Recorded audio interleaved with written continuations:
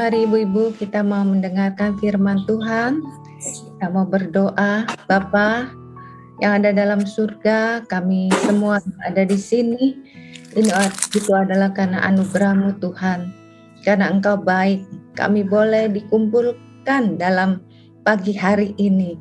Untuk kami sama-sama menaikkan syukur. Kami boleh hari ini, para ibu boleh diberikan kesehatan, kekuatan, dan yang pasti kelegaan dalam hati kami. Amen. Kami boleh menerima kebenaran firman-Mu Tuhan. Kuduskan dan sucikan setiap kami, agar kami semua boleh layak menyambut kebenaran firman-Mu. Urapi hamba-Mu Tuhan, urapi kami semua yang hadir di dalam Zoom ini, agar kami boleh menyambut kebenaran firman-Mu ini. Dalam nama Yesus kami sudah berdoa. Mari semua ibu-ibu kita katakan amin. Shalom ibu-ibu semua. Saya mengucap syukur dan terima kasih kepada Tuhan pertama. Yang kedua juga berterima kasih kepada Ibu Weli, kepada hambanya yang boleh memberikan saya kesempatan kembali untuk membagikan tentang kebenaran firman Tuhan. Bagaimana Allah yang kita percayai, Dia bukan Allah yang mati ya, tapi Dia Allah yang hidup, Tuhan yang hidup. Dan saya bagaimana Tuhan memberikan saya kesempatan demi kesempatan untuk hidup, mengalami hidup dengannya. Dan saya rindu hari ini firman Tuhan yang akan dibagikan juga boleh memberkati kita semua. Amin. Yang amin angkat tangan. Semuanya rindu untuk dengar firman Tuhan ya. Amin. Amin. Saudara, hari ini judul dari sharing saya adalah melayani perasaan Tuhan. Biasanya saya mau diawali dengan apa sih beda laki-laki dan perempuan? Bukan hanya perbedaan dari jenis kelamin saja ya, tetapi ada perbedaan yang lain. Misalnya kalau laki-laki, dia kalau menangani masalah, biasanya dia pakai ini nih, pakai pikiran, pakai logika. Beda dengan kita, para ibu. Kita kalau lagi nangani masalah ya, ini saya hari ini ibadahnya usin ya.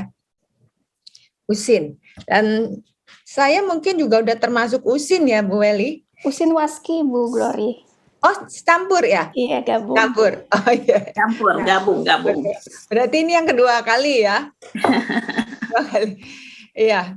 Dan kalau perempuan biasanya menangani ada masalah dia apa? Dia nggak pakai logika. Biasanya pakai perasaan. Jadi emosi dulu yang keluar. Lalu bagaimana sih dengan Tuhan? Apa itu Tuhan karakter atau sifatnya? Kita mau baca dari Nahum 1 ayat 2 sampai 3. Saya minta ada yang membantu saya mungkin. Enggak apa-apa Bu. Silakan yang bisa. Ya, Nahum 1 ayat 1 ya Bu sampai 2 ya Bu. Iya, boleh. 2 sampai 3 Bu. Oh, 2 sampai 3. Ya. Nahum 1 ayat 2 judulnya adalah murka Tuhan. Tuhan itu Allah yang cemburu dan pembalas. Tuhan itu pembalas dan penuh kehangatan amarah. Tuhan itu pembalas kepada para lawannya dan pendendam kepada musuhnya. Ayat 3, Tuhan itu panjang sabar dan besar kuasa, tetapi Ia tidak sekali-kali membebaskan dari hukuman orang yang bersalah. Ia berjalan dalam puting beliung dan badai, dan awan adalah debu kakinya. Demikian firman Tuhan. Amin. Terima kasih Bu. Kita sudah baca firman Tuhan dari Nahum 1 ayat 2 sampai 3. Bagaimana dikatakan dalam kitab Nahum, Tuhan itu Allah yang cemburu dan pembalas.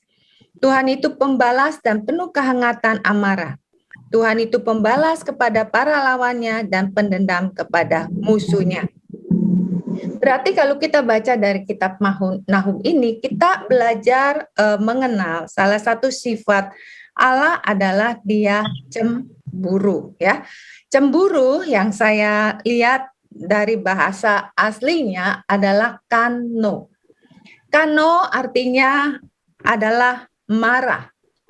Saudara, kalau kita tahu ya, ini ibu-ibu yang udah oma pasti ya, udah punya cucu ya. Dulu waktu saudara waktu pacaran dengan pasangan ya, lalu pasangan ibu-ibu ini melirik wanita lain gitu. Gimana perasaan ibu?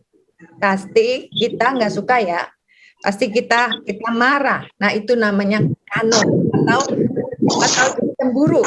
Nah, mungkinkah orang yang cemburuan dan pemarah adalah orang yang baik dan berlaku adil? Nggak mungkin. Biasanya orang yang cemburuan itu tidak objektif menilai sesuatu. Biasanya hati pendendam baru puas kalau orang lain mengalami hal yang kita alami. Lalu kenapa di Alkitab ini Tuhan memakai kata-kata cemburu? Kenapa firman Tuhan memakai bahwa Allah kita adalah Allah yang cemburu? Nah, di sini Nabi Nahum menjelaskan bahwa semua tindakan Tuhan didasarkan pada kemahatauannya. Tidak seperti manusia yang tidak serba tahu tapi so tahu. Jadi banyak manusia ya, kebanyakan standarnya mereka menyimpulkan kesalahan itu biasanya banyak yang salah ya. Beda dengan Tuhan, Dia cemburu, Tuhan mengenal siapa yang patut dikasihi atau siapa yang patut dihukum. Nah, ayat ini adalah tentang penghukuman yang dinubuatkan oleh Nabi Nahum kepada penduduk Niniwe. Bukanlah luapan kemarahan yang membabi buta pada saat itu ya, penghukuman itu terjadi pada penduduk Niniwe. Tuhan sudah lama memberikan belas kasihan kepada penduduk ini, tapi mereka tidak mau dengar. Tapi mereka tidak mau bertobat. Untuk itu kebenaran Tuhan, bahkan Tuhan tidak mau kompromi dengan dosa yang ada di dalam penduduk Niniwe. Allah yang Maha Tahu itu tidak pernah salah bertindak. Saudaraku, Allah yang memiliki sifat cemburu, yaitu dia marah itu untuk supaya kita sebagai anak-anak Tuhan, sebagai jemaat Tuhan yang melakukan kesalahan, itu kita merasakan kemarahan Tuhan melalui teguran-teguran Tuhan. Itu artinya cemburu yang dimaksudkan dengan firman Tuhan. Ya, saudara, bahkan kalau misalnya pasangan kita marah melihat pasangan kita melirik orang lain ya, kita kadang mungkin kalap dan lain sebagainya. Tetapi Tuhan ingin kita itu fokus kepada Dia. Bukan hanya kita melirik yang lain ya, maksudnya ya. Ada berhala-berhala di dalam diri kita yang membuat Tuhan marah. Berhala itu apa? Kita kadang-kadang fokus kepada apa gitu ya. Misalnya pandemi ini fokusnya seperti saya ya, waktu beberapa setelah pandemi begitu lama, kayaknya di rumah aja. Biasa saya pelayanan dari satu daerah ke daerah lain, terbang sana terbang sini, ke pedalaman, tapi sekarang stay hanya di rumah. Akhirnya saya melakukan apa? Saya melakukan menanam tanaman sayuran hidroponik, saudara. Jadi hidroponik ini harus ada tempat yang harus kena sinar matahari yang kencang. Dan sinar matahari itu hanya ada satu di tempat, yaitu di balkon rumah saya. Sedangkan itu kan harus pakai air AC ya. Jadi ada penampungan AC yang saya tampung di botol aqua yang belas galon ya. Jadi ada satu kamar kita nampungnya pakai galon ya. Lalu untuk bawa ke atas itu galon, padahal galonnya tuh isinya cuma setengah. Jadi sebenarnya nggak setiap hari ya, beberapa hari sekali itu kita bikin nutrisi untuk tanaman hidroponik ya. Saya bawa. bawa ya, kadang-kadang saya bawa di tank-tank gini, kadang-kadang saya angkat gini, dari bawah, lantai bawah naik ke atas. Naik ke atas sampai menuju ke ujung, kira-kira saya harus angkat itu kira-kira 25 meter panjangnya ya. Nah, saudara terus begitu terus ya sampai kurang lebih 3 bulan. Nah, tangan saya ini sakit, tangan ini sakit ya. Tangan ini saya sakit. Oh, kenapa ini? Lalu kemudian ya udah saya biarin ya. Lama-lama jempol. Jempolnya sakit. Jadi sakitnya tuh Bu, kalau menjelang malam sampai pagi dia sakit. Sakit. Lalu sakit sudah sakit beberapa lama, jempolnya kaku Bu. Gini. Kaku. Jadi kalau digerakinnya mesti tek tek, dia bunyi tek tek tek. Nah, lama-lama udah hampir menjelang 3 bulan, waduh saya nggak tahan deh. Dia akan sakit seperti itu. Tapi herannya, kalau pagi hari dipakai kerja ya, itu dia hilang. Nah saudara, saya khawatir terjadi sesuatu di dalam tangan saya, jadi saya akhirnya ke dokter. Saya ke dokter di Cipto ya, itu profesor, akhirnya diperiksa ya, ini dia bilang tendonnya itu bermasalah, jadi nggak biasa dipakai kerja, sekarang dipakai kerja, dia pakai angkat nggak setiap hari ya, dipakai terus beruntun ya. Jadi istilahnya dia memar atau istilahnya tendon itu saraf kalau nggak salah ya, radang. Akhirnya disuntik saudara. Suntiknya juga di sini saudara, disuntik. Ya udah mau nggak mau disuntik. Akhirnya ya suntik ya saudara. Gara-gara hidroponik ini ya saudara, pengen makan sayur sehat, lalu mengisi hari-hari yang kosong, saya kehilangan duit 2 juta. Gara-gara tidak mendahulukan Tuhan pagi-pagi. Tetapi saya melakukan rutinitas saya dengan sukacita. Saudara, akhirnya saya merasa ini satu kesalahan yang fatal bagi saya dan saya disentil Tuhan dengan tidak ada pemasukan tapi saya keluar uang begitu sangat banyak, 2 juta sekali keluar ya. Dan saya akhirnya tidak melakukan seperti itu. Begitu juga dengan penduduk Niniwe. Bukan hal yang baru-baru dikasih tahu oleh Tuhan, tapi ini sudah pemberitahuan yang lama untuk bertobat, tapi akhirnya Tuhan melakukan kemarahan. Ada lagi hal-hal apa yang para wanita tidak fokus kepada Tuhan? Mungkin ada kesukaan, kalau saya suka menanam hidroponik, nggak tahu dengan masing-masing ibu apa. Saudara, kita belajar untuk peka akan kecemburuan Tuhan kepada kita. Kadang bagaimana kita belajar peka ya? Kita harus minta secara pribadi. Dulu awalnya saya tidak tahu rasanya Tuhan waktu awal-awal saya jadi Kristen. Jadi Kristen, kayaknya Tuhan itu kok jauh ya, nggak bisa dijangkau, kayaknya doa mentok.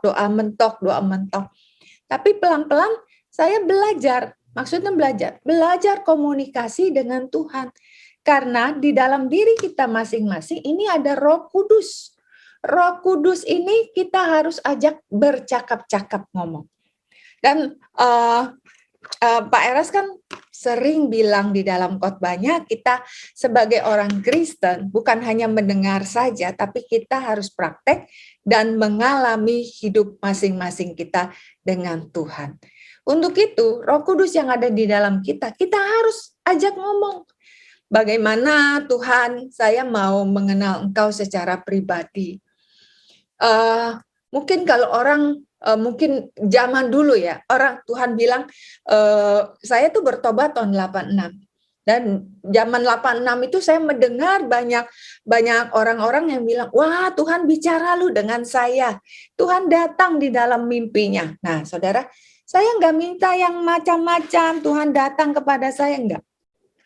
Tapi saya bilang, Tuhan, saya nggak ngerti Tuhan itu seperti apa. Yang saya tahu Alkitab mengajarkan bahwa Tuhan itu real, ajaib.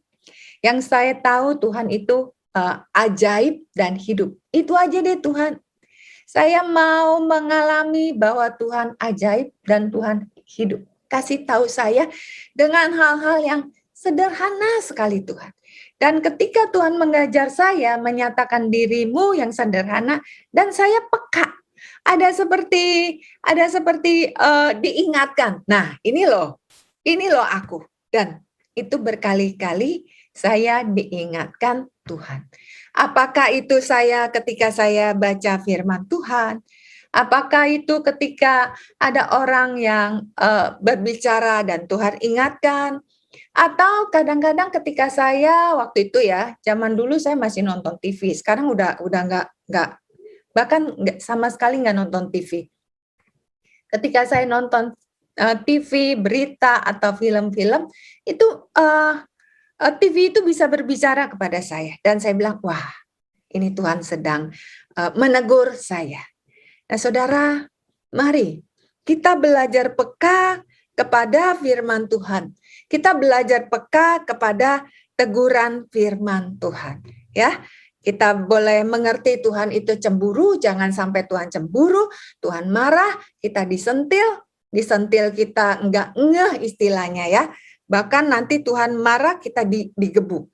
Ketika kita digebuk, itu sangat menyakitkan sekali. Lalu bagaimana sih kita bisa mengalami kepekaan dengan Tuhan? Mazmur 25 ayat 14. Siapa yang mau bantu saya kembali untuk membacakan ini?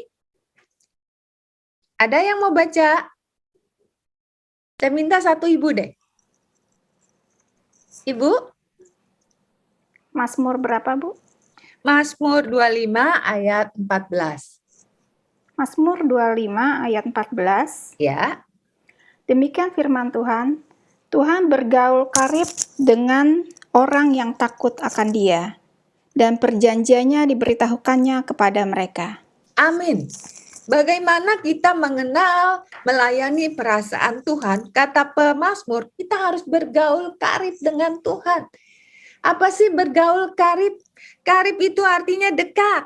Jadi kita harus hidup dekat dengan Tuhan. Ya, yang pertama berdekat dengan Tuhan bukan hanya kita dengar khotbahnya tiap hari, PA gitu ya. Tetapi kita harus bergaul karib apa? Kita baca Alkitab. Baca Alkitab yang paling benar ya. Bagaimana Tuhan berbicara kepada kita yang paling benar menurut saya supaya kita tidak melenceng dan disesatkan. Itu Tuhan bicara melalui Alkitab. Saudara setia deh. Baca Alkitab, tapi sebelum baca, saudara bilang sama Tuhan, Tuhan, aku mau baca nih. Aku mau firman Tuhan yang hidup ini, Tuhan berbicara kepada saya, Tuhan menegur saya, Tuhan menghibur saya. Saudara, saya bisa kuat sampai hari ini, bisa senyum, ya, bisa diubahkan. Dulunya saya minder, tapi sekarang saya menjadi pribadi yang saya menilai saya wanita berani. Karena apa? Saya terbang sana, terbang sini sendiri, lebih banyak sendiri. Saya ke Sorong, saya ke Bangka, lebih banyak sendiri, dan orang yang di sana saya tidak kenal, hanya by phone. Saya ke pedalaman, saya sendiri.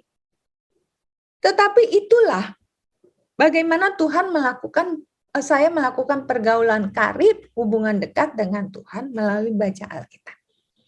Ketika saya mengalami kebetean, kemarahan, hidup tertekan, ya, melalui dibully waktu itu melalui dilecehkan.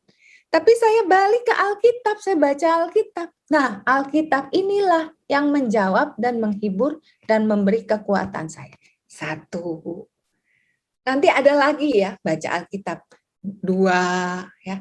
Terus. Nah, hati yang rusak ini, pikiran yang enggak beres ini, hidup yang enggak semangat ini, tapi ketika digesek dengan firmannya datang, istilahnya diobatin, saudara. Ketika kita nih, saudara ya, kalau kita luka, misalnya luka di bagian muka misalnya ya, kan harus diobatin, Bu. Dikasih salep, masih tanda kan?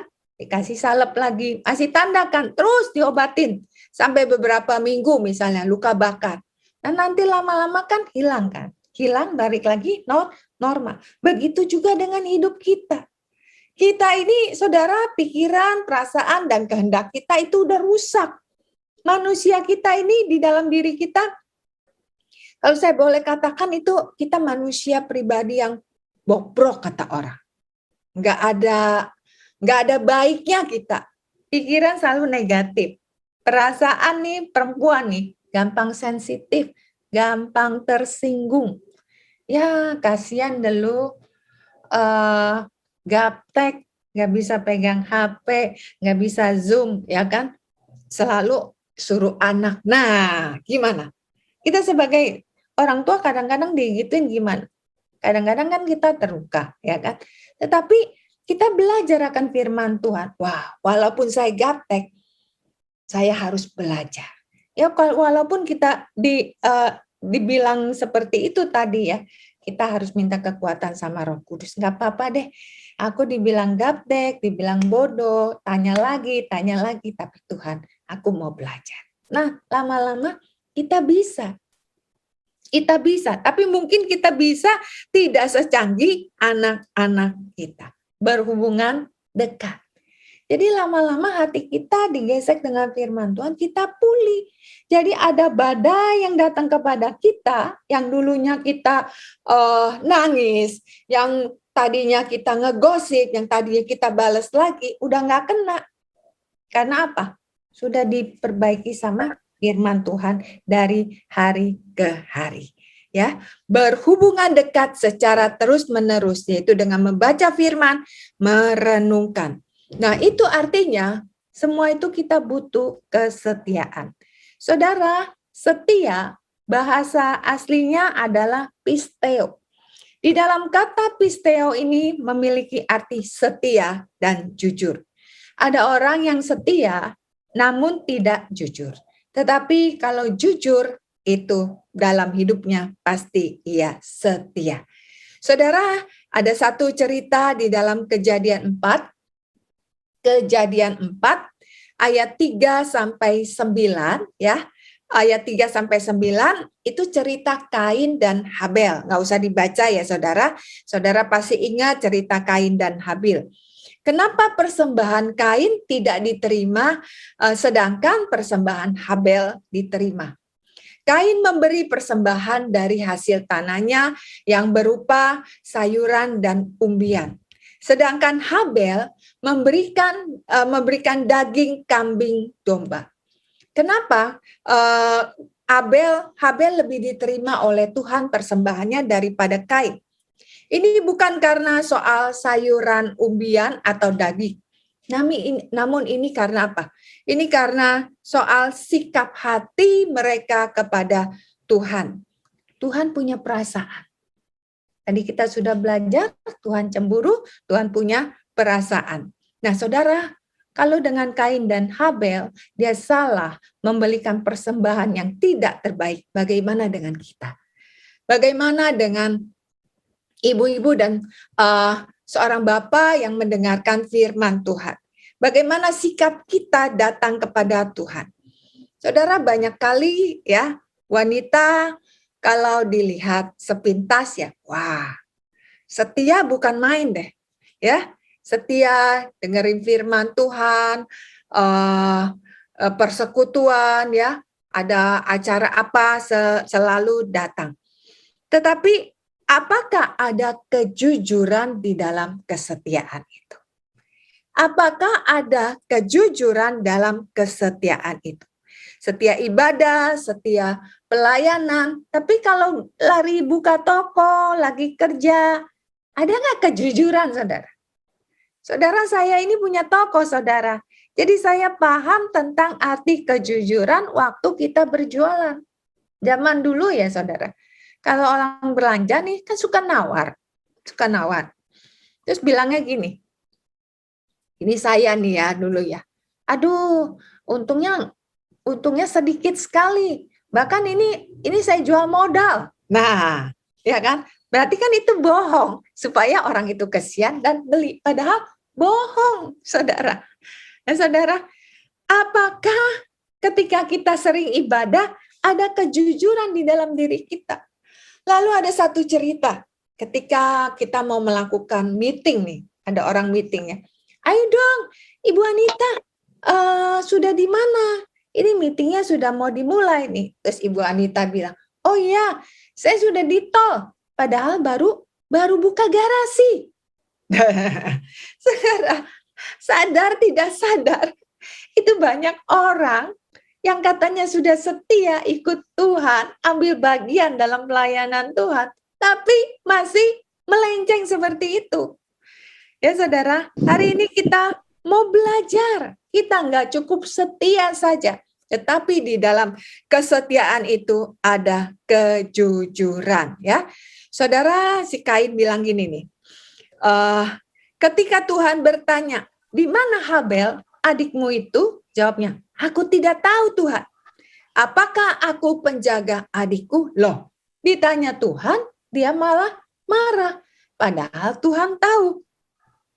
Saudara, dosa tidak bisa ditutupi. Jadi jangan menyimpan dosa, jangan menyimpan dendam sebelum kita melayani. Kita belajar ya untuk menyelesaikan semua itu. Menyelesaikan ketidakjujuran itu. Nah, saudara, ada satu cerita lagi ini ya supaya saudara paham bagaimana kita harus hidup jujur di dalam Tuhan. Kisah Rasul 5 ayat 1 sampai 3 ya. Ada seorang lain yang bernama Ananias. Ia beserta istrinya Safira menjual sebidang tanah. Dengan setahu istrinya, ia menahan sebagian dari hasil penjualan itu dan sebagian lain dibawa dan diletakkannya di depan kaki rasul-rasul. Tetapi Petrus berkata, Ananias, mengapa hatimu dikuasai iblis, sehingga engkau mendustai Roh Kudus dan menahan sebagian dari hasil penjualan tanah itu?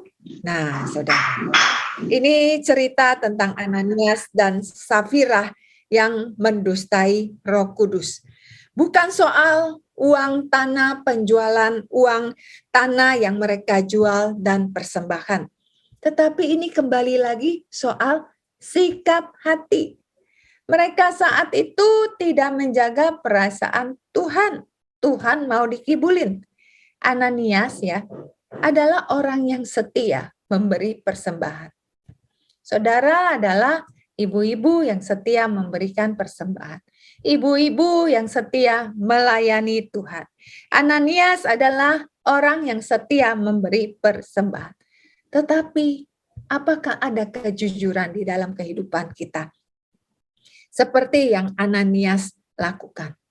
Yang penting Bu, saya pensupport gereja paling besar, ya kan?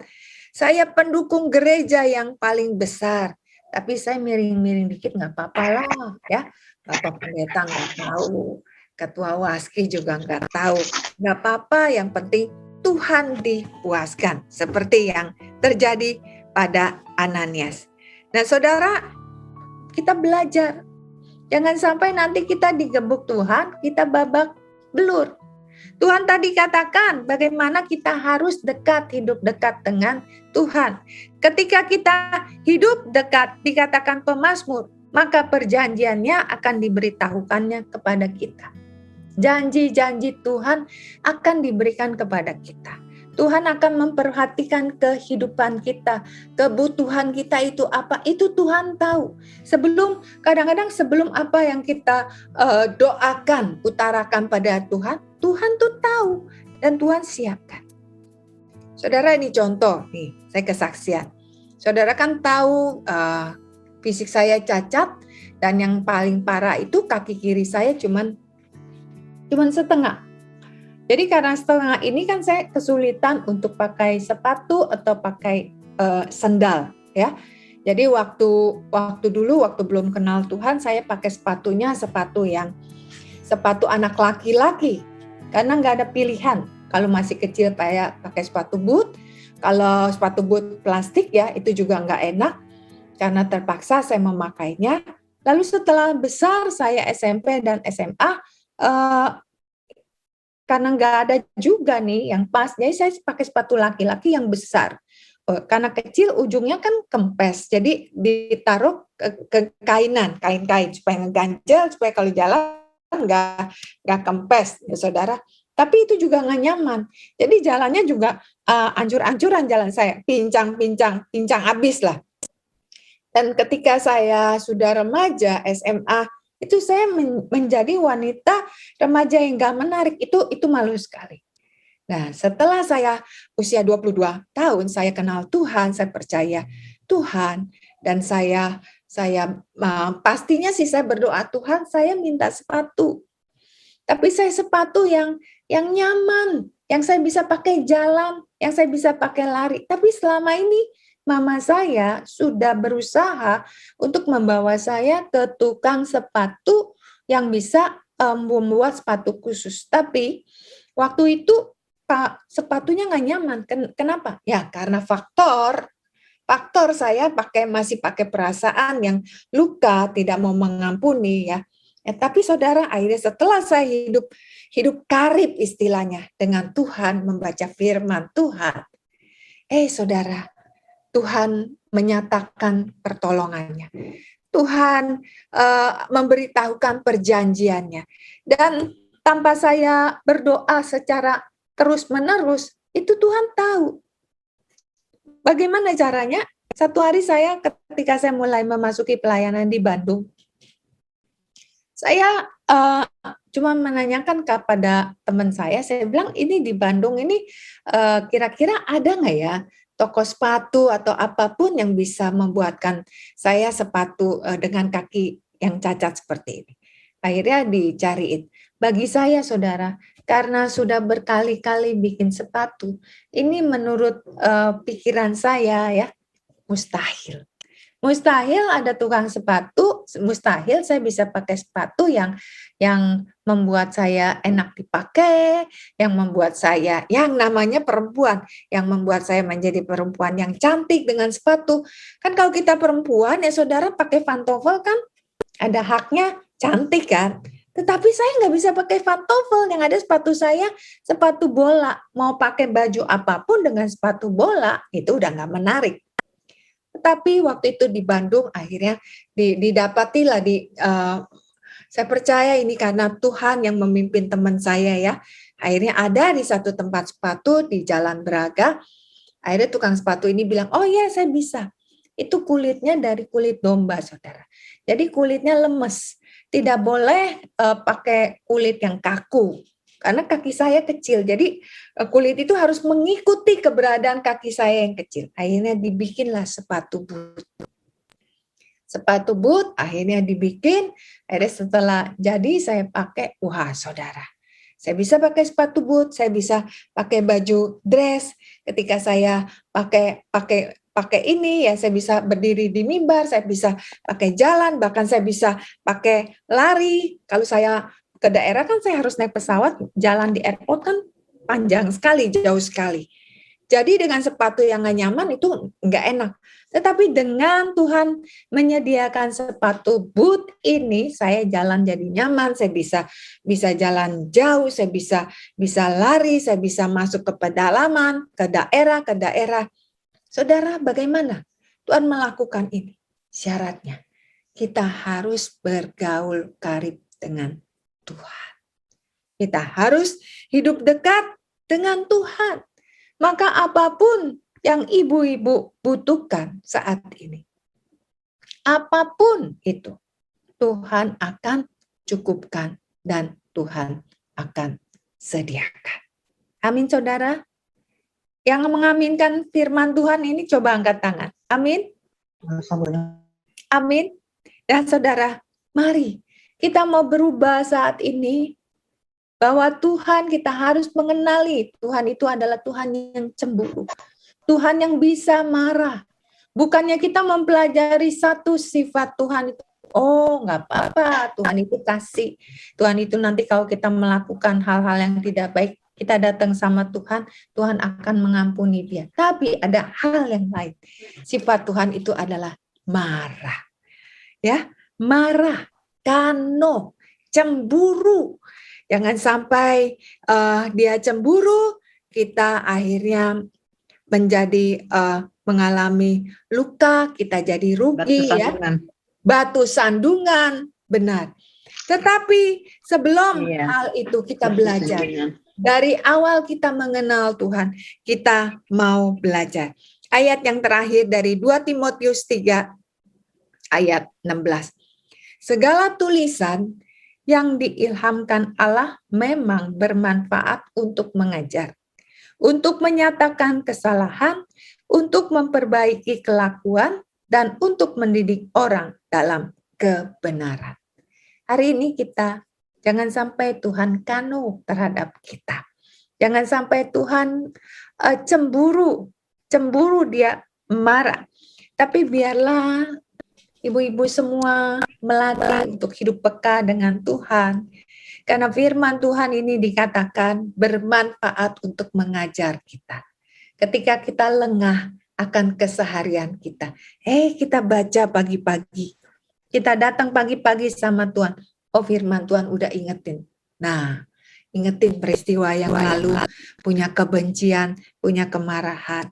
Ya, lalu menyatakan kesalahan. Kita jangan ulangi lagi.